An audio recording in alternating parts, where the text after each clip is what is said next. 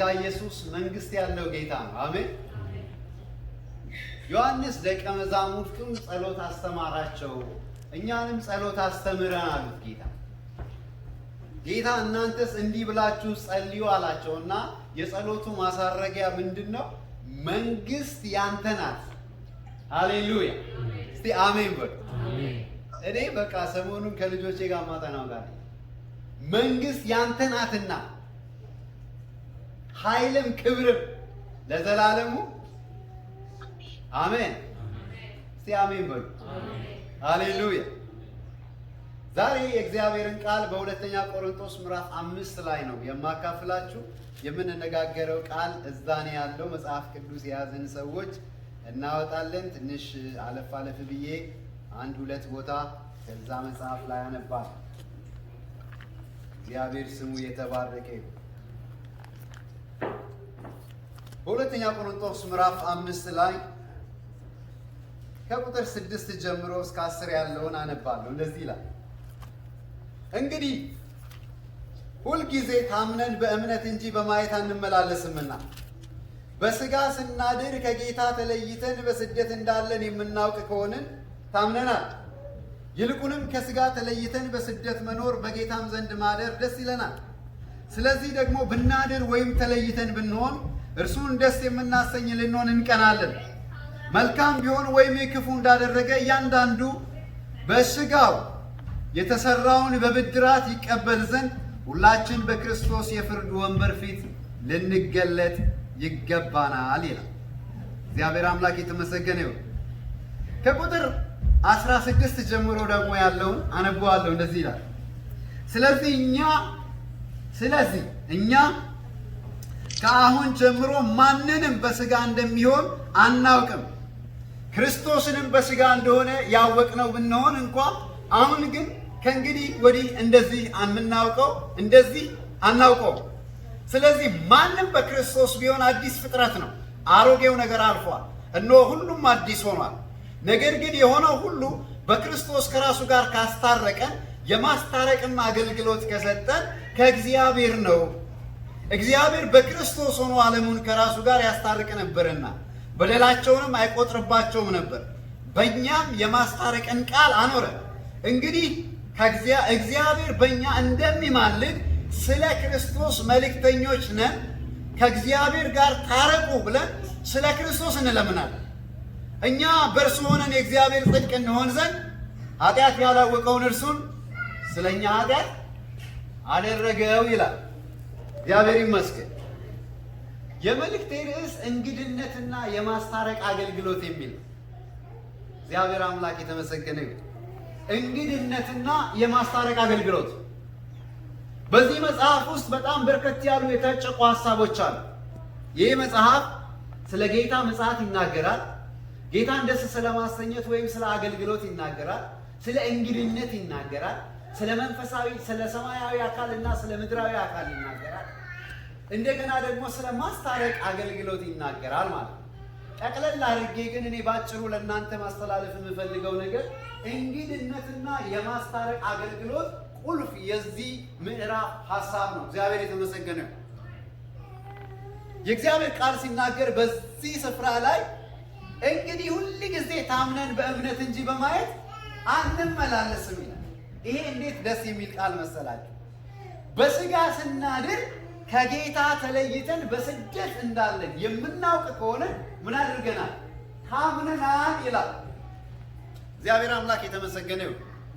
ይህንን ሐሳብ ለማብራራት ጳውሎስ መጀመሪያ ምን ይላል መሰላችሁ? ስለ ሥጋዊ አካልና ስለ መንፈሳዊ አካል ከቁጥር 1 ጀምሮ ይናገራል። እንደዚህ ብሎ ድንኳን የሚሆነው ምድራዊ መኖሪያችን ቢፈርስ እንኳን ይላል በሰማይ ያለ በእጅ ያልተሰራ የዘላለም ቤት የሚሆን ከእግዚአብሔር የተሰራ ሕንፃ እንዳለን እናውቃለንና ይላል። እስቲ እናውቃለን በሉ። እናውቃለንና ምን? በእጅ ያልተሰራ። እግዚአብሔር አምላክ የተመሰገነ ነው። በሰማይ ያለ በእጅ ያልተሰራ የዘላለም ቤት የሚሆን ከእግዚአብሔር የተሰራ ሕንፃ እንዳለን እናውቃለን። ድንኳን የሚሆነው ምድራዊ መኖሪያችን ቢፈርስ እንኳን እንደዚህ አይነት አካል፣ እንደዚህ አይነት ህንፃ፣ እንደዚህ አይነት ቤት እንዳለ እናውቃለን ይላል። በዚህም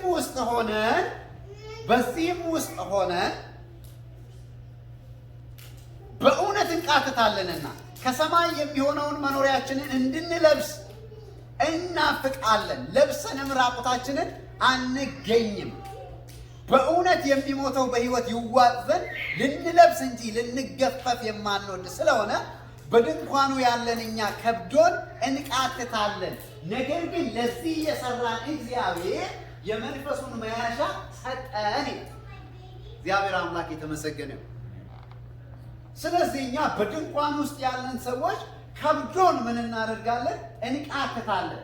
ያንን ሰማያዊ አካል በእጅ ያልተሰራ የዘላለም ቤት ከእግዚአብሔር የተሰራውን ህንፃ ለመልበስ በዚህ በስጋ ውስጥ ያለን በዚህ በድንኳን ውስጥ ያለን ሰዎች ከብዶን እንቃትታለን።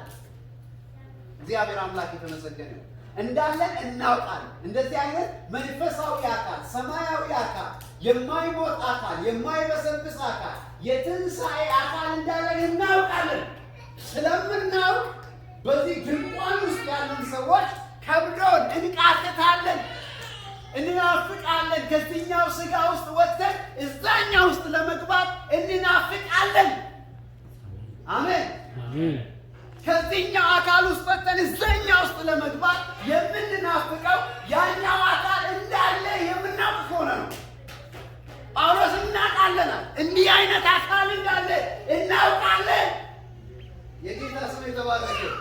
እናውቃለን፣ በእጅ ያልተሰራ አካል እንዳለ እናውቃለን። ይሄ አሁን ያለንበት ግን ምንድን ነው አለ? ድንኳን ነው ይላል። በምዕራፍ 4 ቁጥር 10 ላይ ሄዳችሁ ስትመለከቱ ሸክላ ይላል። የኃይሉ ታላቅነት ከእግዚአብሔር እንጂ ከሰው እንዳይሆን ይህ የከበረው መዝገብ የክርስቶስ ወንጌል በሸክላ ዕቃ ውስጥ አለን። ተሰባሪ የሆነ ጳውሎስ እንደዚህ ይላል። እሱን ክፍል ባነበው ወደ ኋላ እንጂ በጣም ደስ ይለኛል። እግዚአብሔር አምላክ የተመሰገነ። ነገር ግን የኃይሉ ታላቅነት ከእግዚአብሔር እንጂ ከእኛ እንዳይሆን ይህ መዝገብ በሸክላ ዕቃ ውስጥ አለን። በሁሉ እንገፋለን እንጂ ምን አንሆንም፣ አንወድቅም። እግዚአብሔር አምላክ የተመሰገነ። እንገፋለን እንጂ አንጨነቅም። እንገፋለን እንጂ እናመነታለን እንጂ ተስፋ አንቆርጥም። እንሰደዳለን እንጂ አንጣልም። እንወድቃለን እንጂ አንጠፋም። የኢየሱስ ሕይወት ደግሞ በስጋችን ይገለጥ ዘንድ ሁል ጊዜ ኢየሱስን መሞት በስጋችን ተሸክመን እንዞራለን ይላል። ዝቅ ብሎ እንዳውም እንደዚህ የሚል ሀሳብ ይናገራል። የውጭው ሰውነታችን ዕለት ዕለት ቢጠፋ እንኳን የውስጡ ምን ይሆናል? ታደሳል። እግዚአብሔር አምላክ የተመሰገነ። እንግዲህ ጳውሎስ ሲናገር እንደዚህ ነው የሚለው፣ ድንኳን የሆነው ምድራዊ መኖሪያችን ቢፈርስ እንኳን ይሄ አሁን የለበስነው ስጋ የዳነው መንፈሳችን ያለበት አካል ድንኳን ነው። ጊዜያዊ ነው፣ ፈራሽ ነው፣ ወይም ሟች ነው፣ ወይም የሚሞት ነው። ሌላ ግን ዘላለማዊ የሆነ መንፈሳዊ የሆነ የትንሣኤ አካል አለን። ይሄ የሚሞተው በማይሞተው ይዋጣል። ይሄ የሚበሰብሰው የማይበሰብሰው ይለብሳል ነው። እግዚአብሔር የተመሰገነ። ያ እንዳለን ስለምናውቅ በሚበሰብሰው ውስጥ ሆነን የማይበሰብሰውን እናናፍቃለን። በሚፈርሰው ውስጥ ሆነን የማይፈርሰው፣ በሚሞተው ውስጥ ሆነን የማይሞተው እናናፍቃለን። እግዚአብሔር አምላክ የተመሰገነ። ቀጥሎ ዝቅ ይልና እንደዚህ ይላል፣ ስለዚህ ታምነን በእምነት እንጂ በማየት አንመላለስ።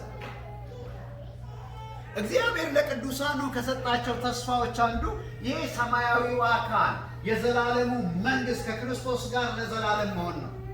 ስለዚህ ያንን ደግሞ ገና አልገባንበትም፣ አላየነውም። ግን ምን እናደርጋለን? እናምናለን።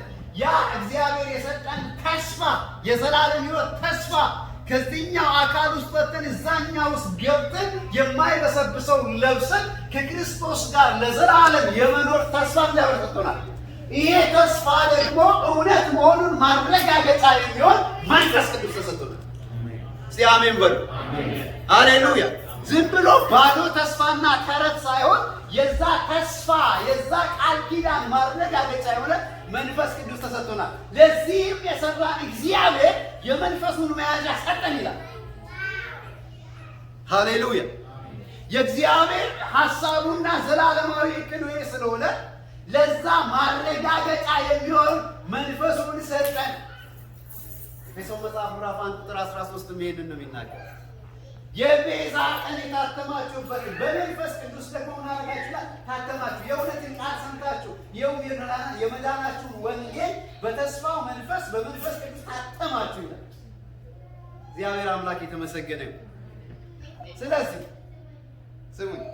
ስለዚህ በዚህ ምድር ላይ ስንኖር በድንኳን ውስጥ ሆነን ስንኖር ያንን ዘላለማዊ ተስፋ ያንን ዘላለማዊ ሕይወት ያንን ዘላለማዊ አገር ያንን ዘላለማዊ መንግስት ያንን የትንሣኤ አካል እያወቅን እያመንን ነው የምንኖረው። የምንገባበትን የሚመጣውን ዓለም እያመንን ታምነን በእምነት ነው የምንኖረው። እግዚአብሔር አምላክ የተመሰገነው። ስለዚህ ታምነን በእምነት እንጂ በማየት አንመላለስም። እግዚአብሔር አምላክ የተመሰገነው። አንድ ነገር ማወቅ አለብን ይላል ጳውሎስ ሲናገር፣ በሥጋ ስናድር ከጌታ ተለይተን በስደት እንዳለን እናውቃለን። ያዙ ሐሳብ። ክብር ለእግዚአብሔር ይሁን። ከጌታ ተለይቶ በሥጋ ስናድር ድንኳን በሚሆነው በዚህ ፈራሽ በሆነው በሚሞተው አካል ውስጥ ስንኖር ከጌታ ተለይተን በስደት እንዳለን እናውቃለን። ይሄን የምናውቅ ከሆነ ታምነናል ማለት ነው። እግዚአብሔር አምላክ የተመሰገነ ነው።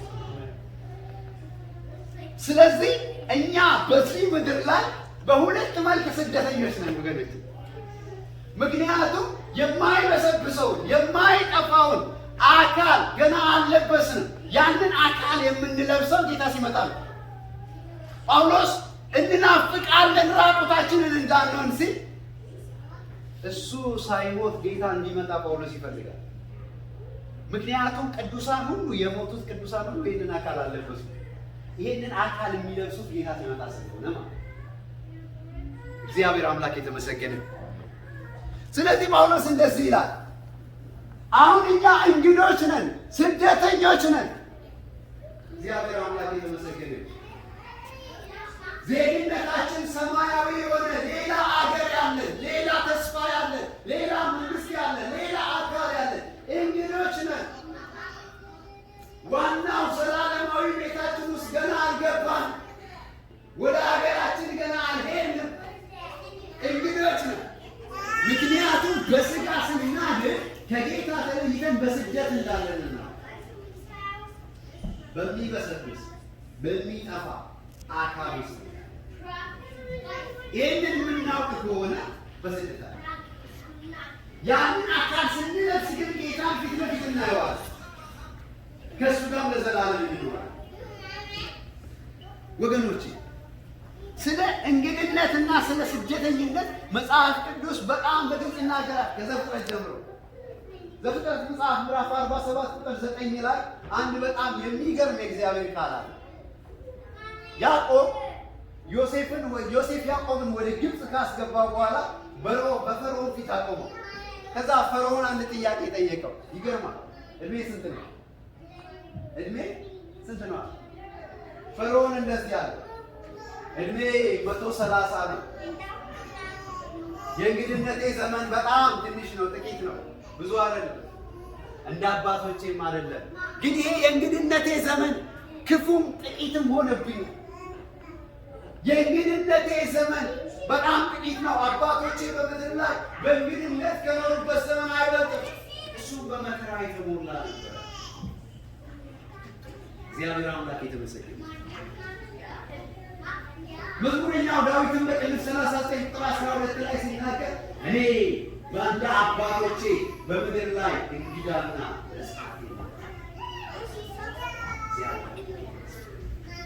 በምድር ላይ ምንድን ነው? እንግዳና መጻተኛ ነኝ። ስለዚህ ወደ ጌታ እስከምንሄድ ድረስ ከዚህ አካል ወጥተን ያንኛው አካል እስከምንለብስ ድረስ ከዚህ ምድር ለቀን ወደዛኛው ምድር እስክንሄድ ድረስ በምድር ላይ ምንድን ነን? እንግዶች ነን። we are guests። ሰው ሁሉ በዚህ ምድር ላይ ምንድን ነው? እንግዳ ነው። እግዚአብሔር የተመሰገነ። ሐዋርያው ጴጥሮስ ይህንን አስረግጦ ሲናገር በመልእክቱ እንደዚህ አለ። እሱን ላነበው። ሃሌሉያ! እግዚአብሔር የተመሰገነ ነው። ሐዋርያው ጴጥሮስ በምዕራፍ በሁለተኛው መልእክቱ ላይ እንደዚህ ብሎ ይናገራል። ስለዚህም ይህንን ነገሮች ምንም ብታውቁ በእናንተ ዘንድ ባለው እምነት ምንም ብትጸኑ ስለነዚህ ዘወትር እንዳሳስባችሁ ቸል አልልም። ሁልጊዜ በዚህ ማደሪያዬ ሳለሁ በማሳሰቤ ላነቃችሁ እወዳለሁ። ቤት ሳለሁ በዚህ ማደሪያዬ ድንኳን በሚሆነው በሚፈርሰው ማደሪያዬ ሳለሁ ላሳስባችሁ እወዳለሁ። ይቀጥልና እንደዚህ ይላል። ጌታችን ኢየሱስ ክርስቶስ እንዳመለከተኝ ከዚህ ማደሪያዬ መለየቴ ፈጥኖ እንዲሆን አውቃለሁ። ጌታ ነግሮኛል፣ እንደምሞት ነግሮኛል። መሞቻዬ ቀን ደርሷል። መውጫ የምቆርጥበት ቀን ደርሷል። ኤግዚት ዶሬ ሊከፈት ነው ነግሮኛል። ግን አሳስባችኋለሁ ይላል። ከዚህ ማደሪያ የምወጣበት ጊዜ ደርሷል ይላል። እግዚአብሔር ይመስገን። በአንደኛ ጴጥሮስ ላይ ደግሞ እግዚአብሔርን ቃል ሄደን ስናነብ ገና ከምዕራፉ መጀመሪያ ቁጥር 1 ላይ እንደዚህ የሚል ቃል እናገኛለን። የኢየሱስ ክርስቶስ ሐዋርያ ጴጥሮስ እግዚአብሔር አብ አስቀድሞ እንዳወቃቸው በመንፈስ እንደሚቀደሱ ይታዘዙና በኢየሱስ ክርስቶስ ደም ይረጩ ዘንድ ለተጠሩት በጳንጦስ፣ በገላትያ፣ በጰስቆዶቅያም፣ በእስያ፣ በቢታንያ ለተበተኑ መጻተኞች። እንግዳ ወይም መጻተኛ ማለት ዜግነቱ ሌላ አገር የሆነ ማለት ነው። ስደተኛ ማለት የአገር ነዋሪ ባለቤት ያልሆነ ማለት ነው። የሌላ አገር ዜጋ የሆነ ማለት ነው። እግዚአብሔር አምላክ የተመሰገነ። ስለዚህ ዳግም የተወለድን ሰዎች ዜግነታችን ሰማያዊ ስለሆነ ነው ለዚህ ምድር እንግዳ የሆነ። በዚህ ምድር ላይ መጻተኞች የሆነው ዜግነታችን ሰማያዊ ስለሆነ። በጣም የሚገርመው ደግሞ 5 ዓመት ብትቆይም ዜጋ ታደርግልን። እንደ አሜሪካ መንግስት 10 ዓመት ብትቆይም የለም፣ 30 ዓመት ብትቆይም የለም። እንጂሩ 50 ዓመት ብትቆይም ዜግነት የለም። ገብቶሃል? እንግዳ አገራችን ቤት ነው። እግዚአብሔር አምላክ የተመሰገነ። ጌታ ኢየሱስ ክርስቶስ ጌታ ነው። ስለዚህ እንግድነታችሁን ማረጋገጥ እና ማወቅ የተፈለጋችሁ ይህ ያላችሁበት ስጋ ራሱ ፈራሽ ነው፣ ሟች ነው፣ በስባሽ ነው። የምንኖርበት ዓለምን ደግሞ ራሱ የገሃዱ ዓለም የሚታደስ የሚጠፋ የሚጠቀለል የሚወሰድ ዓለም ውስጥ ነው ያለው። ሁለተኛ ጴጥሮስ ምዕራፍ 3 ላይ ሐዋርያው ጴጥሮስ ሲናገር ፊተኛው ሰማይና ፊተኛው ምድር በትልቅ ትኩሳት ተቃጥለው ይፈታሉ ይላል። እና እኛስ ወዴት እንሄዳለን ስትሉ፣ እኛ ግን እንደ ተስፋ ቃሉ ጽድቅ የሚኖርበት አዲስ ሰማይና አዲስ ምድር እንጠብቃለን። ለዚህ ነው መዝሙረኛው ዳዊትም ሲናገር አንተ ከጥንት ምድርን መሰረተ፣ ሰማያትም የእጆች ስራ ናቸው። እንደ መጎናጸፊያ የምታደርጋቸዋል፣ ትጠቀልላቸዋል። ያረጃሉ፣ እንደ ልብስ ትለውጣቸዋል። እነሱ ምን ሆነ? ይለወጣሉ። እቺ እንደዚህ ብትዋበው የምትሰራው ግዙፉ ዓለም፣ ይህ ገሃዱ ዓለም፣ ህንፃው፣ መንገዱ፣ ቴክኖሎጂ ምናምን የሚስፋፋበት ዓለም ይህ አንድ ቀን እንደ መጋረጃ ተጠቅልሎ ምን ይሆናል? ይነሳል። እሱ ቀን ደግሞ ይመጣል። ይሄ የምንኖርበትን ስጋ ደግሞ ምን የሚሆን ነው?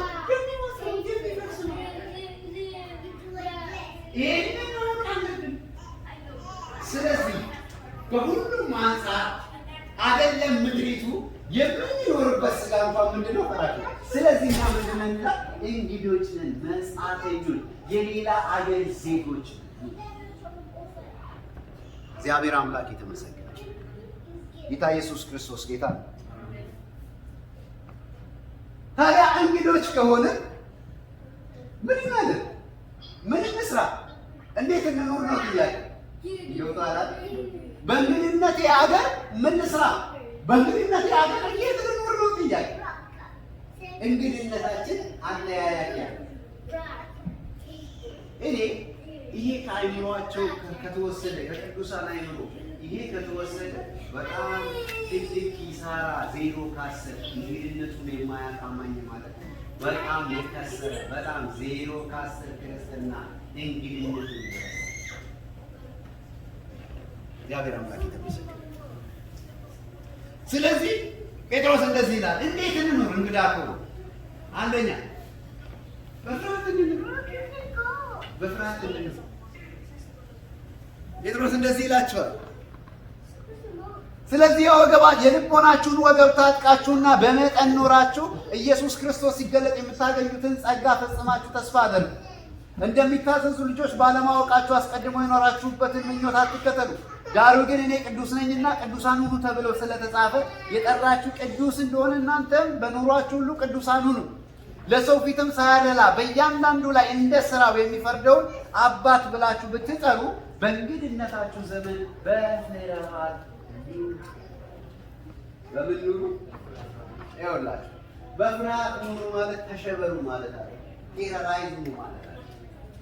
በፍርሃት ኑሩ ማለት እንደ እግዚአብሔር ቃል ኑሩ ማለት ነው። በፍርሃት ኑሩ ማለት ለእግዚአብሔር ቃል ተግባራዊ የሆነ ምላሽ ስጡ ማለት ነው። በፍርሃት ኑሩ ማለት የተቀበላችሁትን መንፈስ አዘዙ ማለት ነው። የእውነትን መንፈስ ቅዱስን አዘዙ ማለት ነው።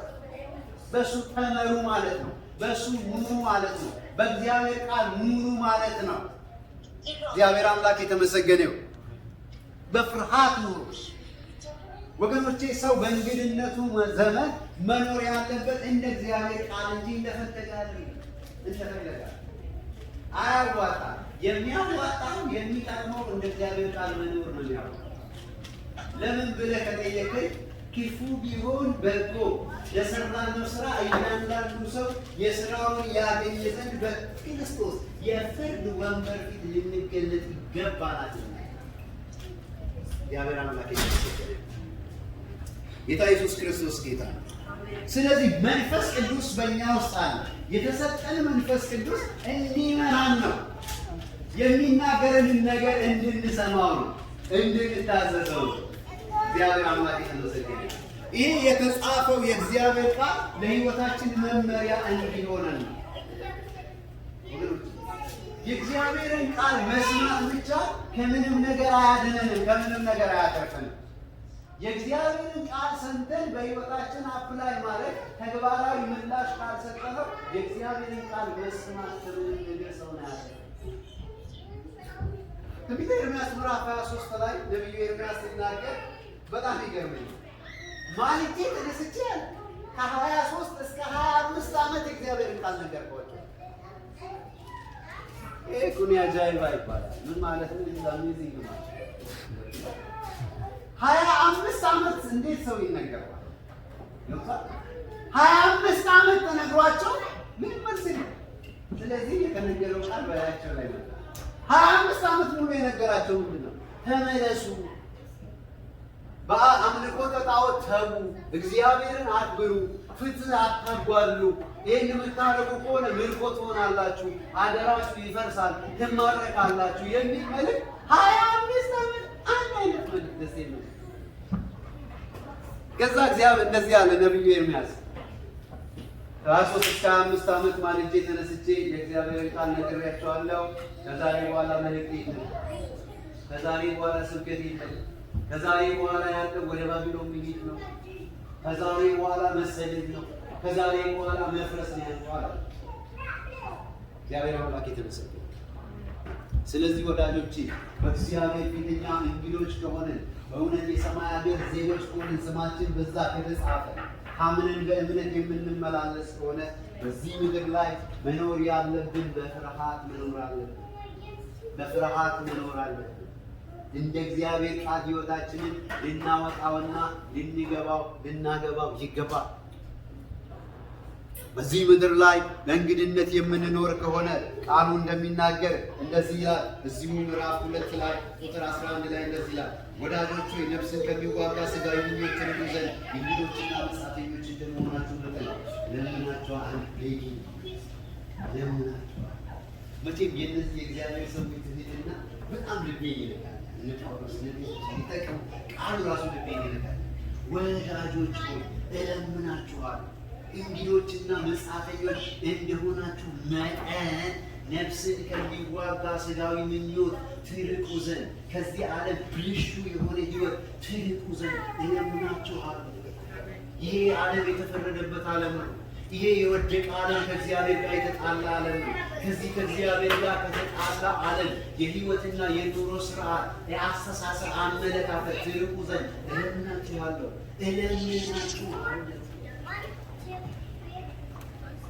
በፍርሃት መኖር ማለት ነፍስን ከሚዋጋ ሥጋዊ ምኞት መራቅ። ወገኖቼ የሥጋ ሥራ መገለጥ አያስፈልገው፣ እየተገለጠ ነው። የሥጋም ሥራ ምንድን ነው? የተገለጠ ነው። አይናችንን ጨፍነን መገለጥ አያስፈልገው፣ በዝርዝር ተቀምጧል። እግዚአብሔር አምላክ የተመሰገነ ነው። ስለዚህ እንግዶች ከሆንን በዚህ ምድር ላይ መጻተኞች ከሆንን ታምነን በእምነት የምንመላለስ ከሆነ ሕያው ተስፋ የማያልፍ ርስት ያለን ሰዎች ከሆነ በፍርሃት እንኑር። ነፍስን ከሚዋጋ ሥጋዊ ምኞት እንቁረጥ። የዛሬ መልእክቴ የዛሬ ሐሳቤ ይሄ ነው። አዎ እንግዶች ነን። አዎ ድንኳን ውስጥ ነው ያለነው። አዎ ሰማያዊ አካል አለ። አዎ ሕያው ተስፋ አለ። አዎ የማያልፍ ርስት አለ። ታዲያ እዚህ እንዴት እንኑር? በፍርሃት እንኑር። በፍርሃት እንኑር። በፍርሃት እኔም እንደምላቸው በፍርሃት እንኑር። ነፍስን ከሚዋጋ ሥጋዊ ምኞት ከዚህ ዓለም ብልሹ አሰራር ከዚህ የወደቀ ዓለም ሕይወት ከድርጊቱ ዓለም ከአስተሳሰቡ ራሱ ቢኮዝ የኛ እንደምስ እንግዶች እግዚአብሔር አምላክ የተመሰገነ በፍርሃት እንኑር።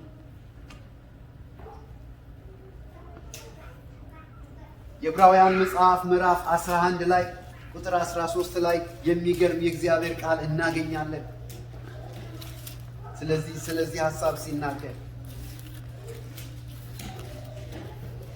እነዚህ ሁሉ አምነው ሞቱ የተሰጣቸውን የተስፋ ቃል አላገኙም። ዳሩ ግን ከሩቅ ሆነው አዩትና ተሳለሙን። በምድሪቱም እንግዶችና መጻተኞች እንዲሆኑ ታመኑ። ታምነው በእምነት ተመላለሱ። የተስፋውን ቃል ከሩቅ አይተው ተሳለሙ፣ አላገኙትም። ግን ታምነው የወጡበትን ሀገርስ ተስፋ አድርገው ቢሆን ለመመለስ ጊዜ በሆነላቸው ነበር። ነገር ግን እንዲህ የሚሉት እነርሱ የሚሆነውን ሀገር እንዲፈልጉ ያመለክታሉና ያን የወጡበትን ሀገር አስበው ቢሆኑ ሊመለሱ ጊዜ በሆነላቸው ነበር። አሁን ግን የሚበልጠው እርሱን ሰማያዊ ሀገር ይናፍቃሉ። ስለዚህም እግዚአብሔር አምላካቸው ተብሎ ሊጠራ በእነሱ አያፍርም፣ ከተማንም አዘጋጅቶላቸዋል ይላል። ፓስተር ቢሮ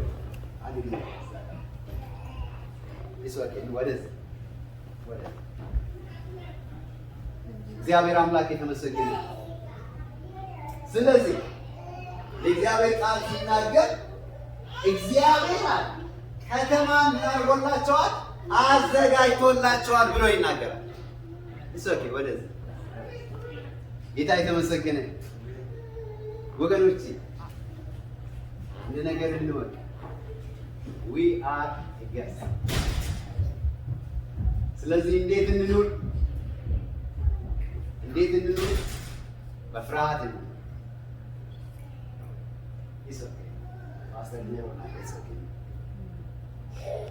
በፍርሃት እንኑር። ነፍስን ከሚዋጋ ሥጋዊ ምኞት ምን እናድርግ? እንራቅ። እግዚአብሔር አምላክ የተመሰገነ። በእንግድነታችን ዘመን የምንኖረው ሕይወት በጣም ወሳኝ ነው ወገኖች።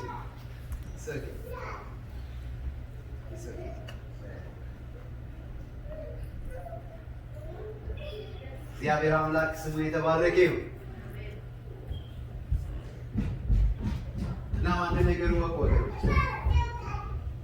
አንድ ነገር ወቅ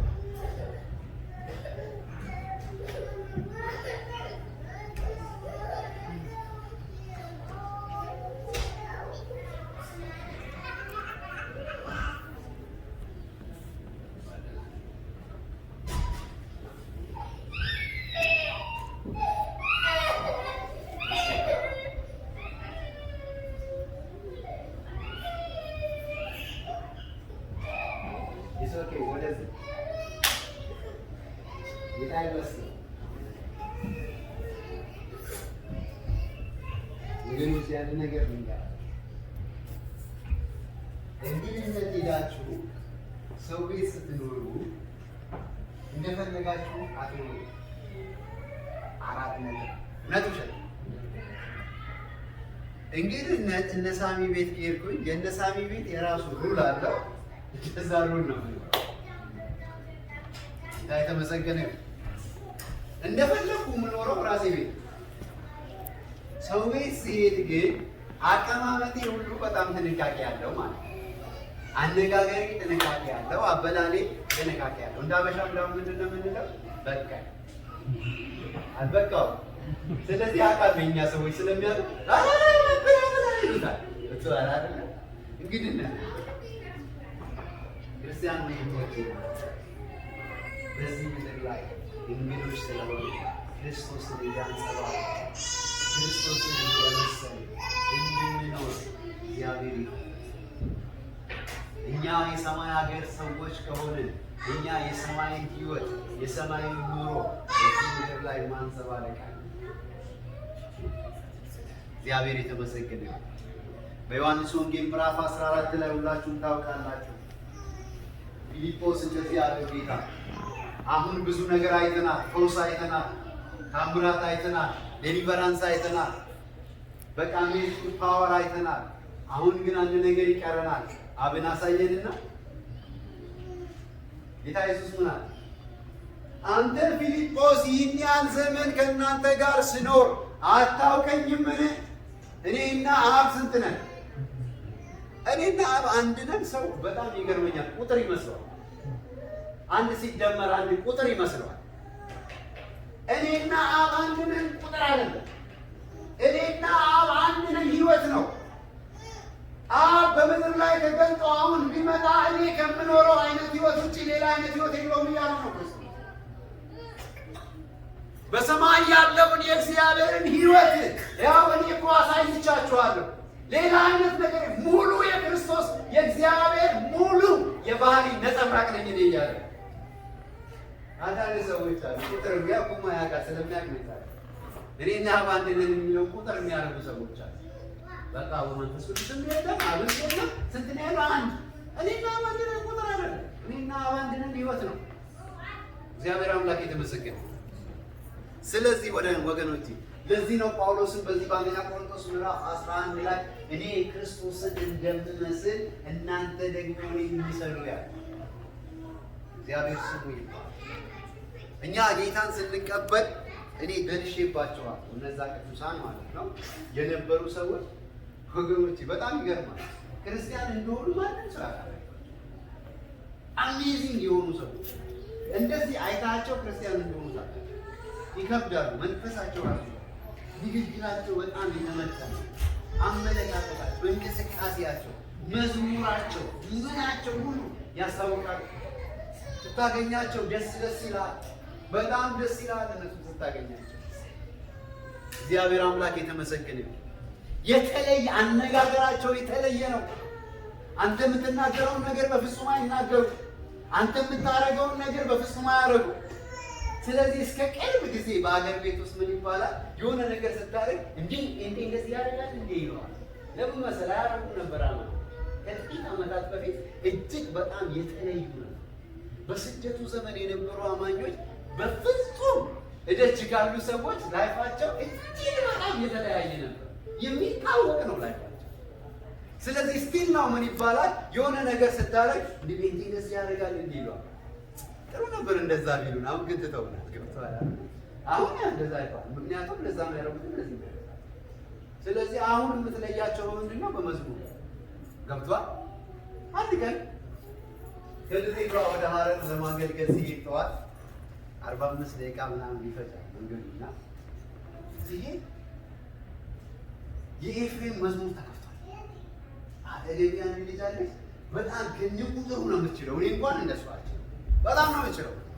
አያለጆ ዓለም ላይ የሚባል ከተማ ላይ ስንደርስ የሆነ ደግሞ ዘፈን ገባ። ሲገባ ቀጠለች። ገብቶሃል? እኔ ክርስቲያን እኮ መስላች ገብቶሃል? ምክንያቱም ከዚህ የበለጠ ነው መዝሙር የምንችለው። አሁን ክርስቲያን መሆናችን ምናልባት በመዝሙር ወይም በንግግር ሊሆን ይችላል። ነገር ግን ክርስትናችን ሊታወቅ የሚገባው በአክቲቪቲ ሳይሆን በላይፍ ስታይል። we are different ወንድሞቼ እና እህቶቼ we are different። እኛ የተለየ ሰዎች፣ ዜግነታችን ከሰማይ ነው። ሰማይ ያለ ህይወት ምድር ላይ የምንኖር ሰዎች፣ ሰማይ ያለውን ህይወት በምድር ላይ ሆነን አሳይተን ሰዎችን ወደ እግዚአብሔር መንግስት የምናመጣ ሰዎች። አንዱ ችግራችን ወገኖቼ፣ አንዱ አሁን ያለብን ቻሌንጅ ምንድን ነው? ለሰዎች የምንነግራቸው ወንጌል ሰዎቹ መጥተው እኛ ሳይሆን እኛ ውስጥ ያለ ይችሉ ገብቷል። ጉድባይ ነው ገብቷል። ብዙ ሰዎች ግን ወንጌል ሳይነገራቸው በሰዎች ህይወት ተማርከው ጌታ ቤት ውስጥ የቀሩ በጣም ብዙ ሰዎች። እግዚአብሔር የተመሰገነ። ስለዚህ ጳውሎስ በዚህ ክፍል ላይ ሲናገር እኛ እንግዶችና መጻተኞች ይላል። እንግዶችና መጻተኞች ከሆነ እንዴት መመላለስ አለብን? ታምን ያንን ሀገር ያንን ተስፋ። ዛሬ ሰው ወገኖቼ በጣም ብዙ ተስፋ ነው አይደል ያለው? በጣም በርካታ። እኛ ግን ያለን አንድ ተስፋ ነው። እሱም ሕያው ተስፋ ይባላል። ዳግመኛ የተወለድነው ደግሞ ለሕያው ተስፋና ለማያልፍ ርስት እድፈት ለሌለበት ለማያልፍ ርስት እንደ ምሕረቱ ብዛት ዳግመኛ ወለደን እንመለሳለን። ዳግመኛ የተወለድነው ለዛ ተስፋ ስለሆነ እየታመንን እንኖር። ያንን ተስፋ እያመንን ያንን አገር እየናፈቅን ያንን አካል እየናፈቅን በፍርሃት በዚህ ምድር ላይ መኖር ይጠበቅ። እግዚአብሔር አምላክ ይመስገን። ስለ ማስታረቅ አገልግሎት የሚቀጥለው ሳምንት ይችላል። አሁን ግን እንግድነታችንን እንቀበል። እንግድነታችንን ማስታወስ ስለሚያስፈልግ እንግድነታችንን ማወቅ አለብን። ጳውሎስ እናውቃለን ይላል። የምናውቅ ከሆነ ታምነናል። ስለዚህ የተወለድነው ለሕያው ተስፋ ለማያልፍ ርስት ነው። ያንን ልንናፍቅ ይገባናል። ይሄ የሚበሰብሰው የማይበሰብሰውን ይለብሳል ይላል። ያንንም አካል ልንናፍቅ ይገባናል። ከዚህ ወጥተን እዛ አካል ውስጥ ገብተን ከጌታ ጋር ለዘላለም መኖር ያንን ልንናፍቅ ይገባናል ወገኖች። ከዛ በተረፈ ወደዛ እስከምንሄድ ድረስ በእንግድነታችን ዘመን ላይፍ ስታይላችን በፍርሃት ይሁን። ከዚህ ብልሹ ዓለም አሰራር ህይወታችንን በማላቀቅ ይሁን ይላል። አስተሳሰባችንን በማላቀቅ ይሁን። መጨረሻም ጊዜ ግን አስተሳሰባችን ጭንቅላታችን ካልተለወጠ ድርጊታችን በፍጹም ሊለወጥ በፍጹም አይችልም። መጽሐፍ ምሳሌ ላይ አንድ ቃል አለ፣ በጣም ሞልቶ ሰው በልቡ እንዳሰበ የሚሆነው ይላል። ገብቶ አላለ። ሰው ያላሰበውን ነገር ድንገት ብልጭ ብሎበት የሚያደርገው ነገር የለውም። ወይኔ ምናምን እንደ ብልጭ ብሎብኝ ነው ካልኩ ነው አስበው ያደረጉት ነገር ነው። ገብቶ አላለ። ለዚህ እኮ ነው አዲስ ኪዳን ሲናገር እኔ ግን እላችኋለሁ በሚል የተተካለ እንደተባለ ሰምታችኋል። እኔ ግን እንደተባለ ሰምታችኋል ድርጊት ነው። እኔ ግን እላችኋለሁ ምንድን ነው? አይዲያ ነው የሚኮንነው። ድርጊትን ሳይሆን አይዲያ ነው የሚኮንነው። የገደለ እንደተባለ ሰምታችኋል። እኔ ግን የሚጠላ የተኛ ሳውላ እኮ ተብሏል። እኔ ግን ያስብ። ምክንያቱም ሳያስብ አይገድልም። ሳያስብ ድንገት ራሱን መኝታ ቤት የሚያገኝ ሰው የለም። አስቦ ነው። ስለዚህ ነው የኤፌሶን መጽሐፍ ላይ ሐዋርያ ጳውሎስ ሲናገር በምዕራፍ 4 ላይ እንደዚህ ብሎ ተናገረው። በአእምሮአችሁ መታደስ ተለወጡ እንጂ ይህን አለ ስሙ። ሁሉ ጊዜ እንደምናገረው አእምሮ ዳግመኛ አይወለድም። አእምሮ ይታደሳል። መንፈሳችን ዳግመኛ ይወለዳል። አእምሮአችን ግን ምን ይሆናል? እንዴት ነው የሚታደሰው? በእግዚአብሔር ቃል ነው የሚታደሰው። አእምሮአችን የሚታደሰው በእግዚአብሔር ቃል ነው። መንፈሳችን በመንፈስ ቅዱስ አማካኝነት ዳግመኛ ከእግዚአብሔር ሲወለድ፣ አእምሮአችን ግን በእግዚአብሔር ቃል ይታደሳል። ለዚህ ነው ኢየሱስ ክርስቶስ አብዛኛውን ጊዜውን አስተማረ የሚል ነው የምታገኙት መጽሐፍ ቅዱስ ወንጌል መጽሐፍ ወደ 16 ጊዜ አስተማረ ተብሎ ተጽፏል። ሰበከ 4 ጊዜ ወይም 5 ጊዜ። ኢየሱስ ክርስቶስ አጋንንት ማውጣት አላስቸገረውም። ታውቃላችሁ፣ በሰንሰለት የሚሳሰረውን ሰውዬ ሁሉ በደቂቃ ነው ነፃ ያወጣው። የሞቱ ሰዎችን እንደተኙ ሰዎች ሊቀሰቀሳቸው አልቸገረውም። እሱ አይደለም ችግሩ። የሰዎችን አይምሮ መቀየር ነው ኢየሱስን ያስቸገረው። ያስተምራቸው ነበረ። ይወጣል። ዳግመኛ መወለድ ያስፈልጋቸዋል ሲላቸው ወደ እናቴ ማህፀን ገብቼ ይላል። የራሳቸው የሃይማኖት ትምህርት አላቸው። የራሳቸው ካልቸር አላቸው። የራሳቸው ባህል አላቸው። አይምሯችን ላይ ነው ለውጥ የሚያስፈልገው። አይምሯችንን ሊቀይርልን የሚችል ደግሞ ሊያድስልን የሚችል የእግዚአብሔር ቃል። ስለዚህ ነው ሐዋርያው ጴጥሮስ በፍርሃት ነው ይሰንስ ለእግዚአብሔር። ስለዚህ ወገኖች መልእክቴን ሳጠቃልል ይህንን አስታውሱ፣ አትርሱ። እንግዶች መሆናችሁን ማወቅ ከፈለጋችሁ በዚህ ስጋ ራሱ ስታድሩ ከጌታ ተለይታችሁ በስደት ነው ያላችሁ። የተወለዳችሁት ደግሞ ለሕያው ተስፋና ለማያልፍ ርስት። ስለዚህ በእንግድነታችን ዘመን በፍርሃት እንኑር። ከዚህ ብልሹ ከሆነው ዓለም አስተሳሰባችን፣ አመለካከታችንን ራሱ ነጻ ድርጊቱ። ምክንያቱም አዲስ ኪዳን ስለ ደስታ ስለ ሀሳብ ስለ አስተሳሰባችን ከዛ በኋላ ምንድን ነው የሚቀጥለው ነገር? ስራ ነው። እንግዶቹ ኑሮ አላቸው፣ መኖር ያለባቸው ነገር አለ። ደግሞ ቢዚ እንግዶች ናቸው፣ ስራ አለባቸው፣ መስራት ያለባቸውን ስራ የሚቀጥለው ሳምንት እንነጋገራለን። እግዚአብሔር አምላክ የተመሰገነ። እንግዶቹ ግን እንግድነታቸውን ማወቅ አለባቸው። እንደ እንግዳ መኖር አለባቸው። የዛሬ ሜን ሜሴጅ እንግድነታችንን ማወቅ አለብን። እንደ እንግዳ ደግሞ መኖር እግዚአብሔር ይመስገን።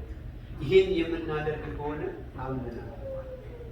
በጌታ አመንን ማለት ራሱ እግዚአብሔር ስም አጭር